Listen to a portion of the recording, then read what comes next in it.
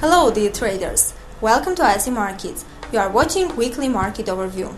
Strengthening of the US dollar continued in last week's trading. The currency index gained another 0.8%. The Japanese yen and the British pound both lost 1.2%, showing the largest decline against the US currency. The Australian dollar fell by 1%, the Swiss franc by 0.9%, the euro by 0.7%. The Canadian dollar was the least sensitive among the major currencies, having lost only 0.4%. Despite the revision of the official estimation of GDP from 2.4% to 1.8% for the first quarter, statistics from the US continued providing support to the dollar. Orders for durable goods rose by 3.6% in May. The index of consumer confidence jumped from 74.3 to 81.4. Home prices and sales rose. But the major portion of the US data is waiting for us, of course, this week. Employment report for June, which will be published on Friday, will show the number of new non-farm payrolls and the unemployment rate. In addition, this week promises to be very interesting due to the 3 meetings of central banks.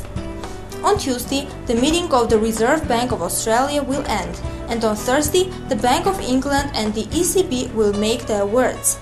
On Friday, the data on the labour market in Canada will be published as well. In general, the Reserve Bank of Australia and the ECB are not expected to surprise markets.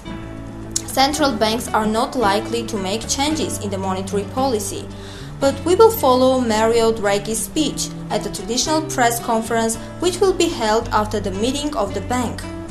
As for the Bank of England, it will be the first meeting chaired by Mark Carney, who was formerly the head of the Bank of Canada. Potentially, the regulator can significantly change the policy with the arrival of a new leader, and this policy may become a negative factor for the pound. We are waiting for Thursday and Friday, expecting the volatility to increase in the foreign exchange market by the end of the week. Market sentiment indicators based on the data of the Commodity Futures Trading Commission continue to indicate significant net short speculative positions of futures market participants on the Japanese yen and the Australian dollar. In addition, there are net short positions on the British pound and the Canadian dollar. Among the major currencies, only the euro and the Swiss franc hold a net long positions against the US dollar. As for the changes in the positioning of last week, the largest reduction in net short position was shown by the Canadian dollar. The dynamics of the pair USD Canadian dollar has been predominantly growing during the last year, but the last trading sessions clearly indicate a strong resistance level at 1.0550. We do not exclude a reversal and strengthening of the Canadian dollar this week.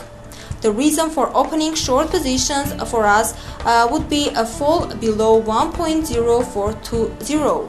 The euro dollar continues to trade around the mark of 1.30. Technical indicators suggest further decline, which coincides with our medium-term outlook.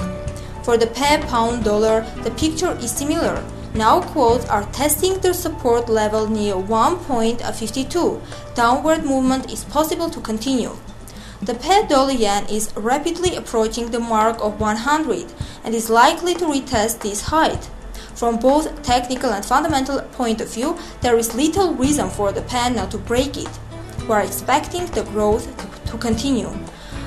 You are watching a weekly market overview by IC Markets. Do not forget to subscribe to our YouTube channel and follow us every Tuesday. Bye.